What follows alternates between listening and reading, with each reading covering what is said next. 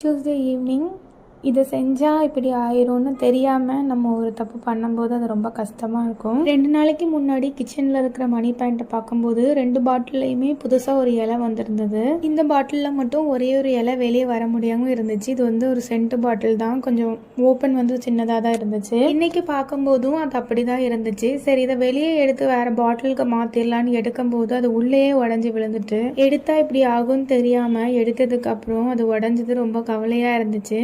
சரி, இதையாவது வேறு பாட்டிலில் போட்டு வைக்கணுன்ட்டு கிளாஸ் பெயிண்டிங் பண்ண வச்சுருந்த பாட்டிலில் வாட்டர் ஃபில் பண்ணிவிட்டு இந்த மணி பிளான்ட்டை அதில் போட்டு விட்டுட்டேன். கெட்டதுலேயும் ஒரு நல்லது இருக்குங்கிற மாதிரி எப்பவும் தண்ணி மட்டும் ஊற்றுறேன்னா இன்னைக்கு செடி பக்கத்துலேயே உட்காந்து கொஞ்ச நேரம் டைம் ஸ்பெண்ட் பண்ணேன். காலையில் குக் பண்ணும்போது இருந்த வெங்காயத்தில் 4 வெங்காயத்தில் மட்டும் வேர் வந்துருந்துச்சு. சரி, அதையாவது இதில் நட்டு வைப்போமோன்னு நட்டு வச்சேன்.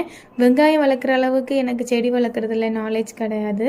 பட் சும்மா வச்சு பார்க்கலாமேன்னு வச்சேன். உரிச்ச வெங்காயத்தோலை தண்ணியில் போட்டு ஊற வச்சுருப்பேன். தண்ணி ஊற்றினோடனே அதை நான் லாஸ்ட்டில் சாயந்தரம் எப்போவுமே ஊற்றி விட்டுருவேன். இன்னொரு தொட்டியில் மணி பிளான்ட்டை வச்சிடலான்னு பார்க்கும்போது ஆல்ரெடி அதில் ஒரு குட்டி செடி வளர்ந்துருந்துச்சு. இது என்ன செடின்னு எனக்கு தெரியல. தண்ணியை கொஞ்சோண்டு ஊற்றிட்டு முதல்ல இந்த வேரை மட்டும்தான் நான் எடுத்தேன். இது வருமானு எனக்கு தெரியாது, ஆனால் இது வந்தால் நல்லா இருக்கும்னு ஆசையாக தான் இதை வச்சுருக்கேன்.